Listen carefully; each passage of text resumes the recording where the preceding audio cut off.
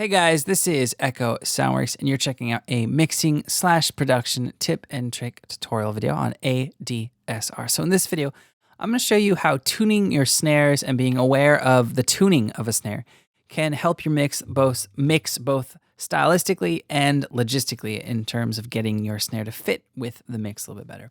So as producers, as DJs, we're all well aware of the importance of tuning your kick, right? If you don't have a kick that's in tune with a key, sometimes it's nearly impossible to get the kick to fit with the bass and just to get to punch through the mix. Well, snares can actually kind of suffer from that too.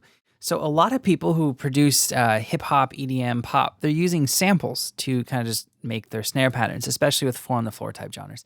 And if you've ever come across a snare that doesn't seem to fit the vibe of your track, it may actually be more related to its tuning, as opposed to it just being a sample that won't fit with the track. All right, so how do you tune a snare? Well, it's the same. It kind of works the same for any sample. You need to first know the pitch and then be able to tune it with some type of sampler. So there's a free plugin made by Voxango that you can use to analyze different frequencies and then the corresponding notes to those frequencies. So if I play this snare right now, generally the highest section of the sound source, you got to kind of take in consideration what it is. Like this high area up here, this isn't going to make up the bulk of the tone of the snare. We can actually hear that there's tone in this snare. So right here at about a C sharp, C5 actually, that's most likely the tune. And you kind of want to cross-reference this maybe in a plugin or two, especially if you're new at doing this. But then you can use any type of sampler like battery, machine, contact, simpler, I guess if you're crazy, the XS24, and then you can start to tune it. So that being said, that's the first thing you're going to want to do. The second thing is you want to be aware of what your key is in your track. So let's play this little track right here.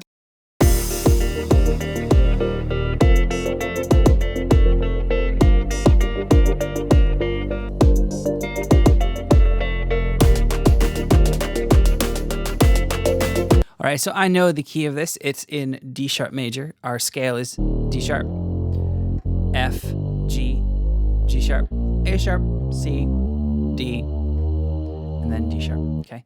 So now that I know my scale, now I have a place to kind of start to play around with the snare. Now I could obviously use the tonic, the root note, which is D sharp, but I find that D sharp, or in this instance D sharp, or the tonic, it kind of sits back in the mix a little bit. And if you're trying to get a snare to kind of stand out on top of the mix, you don't want it to be too loud, you don't want to overcompress, you don't want to have to mess with the dynamics of it in your mix, using a frequency or a pitch that's a little bit higher in your scale will usually work a little bit better. Like the minor sixth is a really cool one for trap. So let's play this track here, and I'm going to play the sample as it came into my DAW. So this would be like if you just drag and drop the sample in.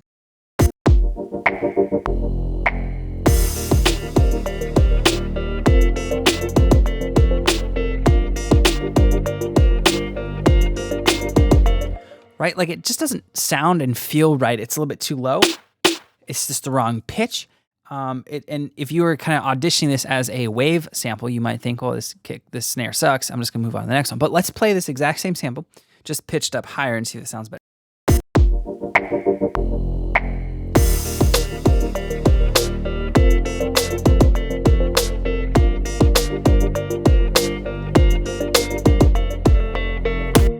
All right, that sounds a lot better, right? It fits in the mix better. It just fits, okay? And that's just being played up in pitch from the sampler that I'm using. Now, I could actually play a melody with this snare.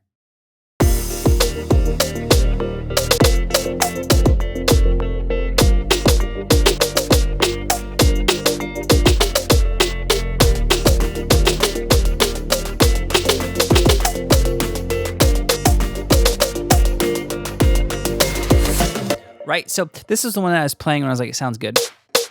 This note, and then this note right here, which is basically like the G in the scale. This here is the F. I could even play the A sharp.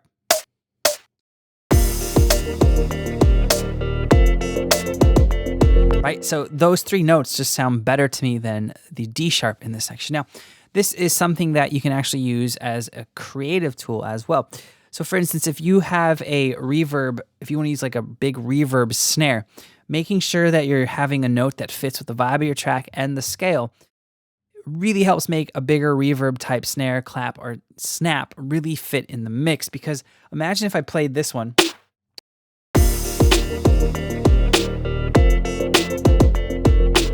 And then there's just tons of reverb washing out over it. Literally, I'd have this big out of tune kind of dissonant section of my track right in the center of the mix, which is one of the most important elements of any mix.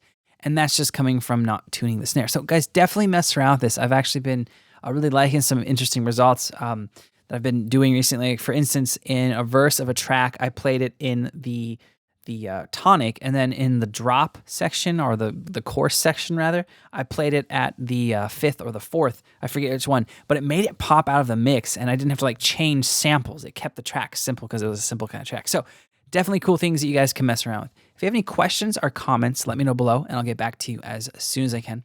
Like I said at the beginning of the video, I am Echo Sours. Thank you so much for watching, guys. I'll see you next time.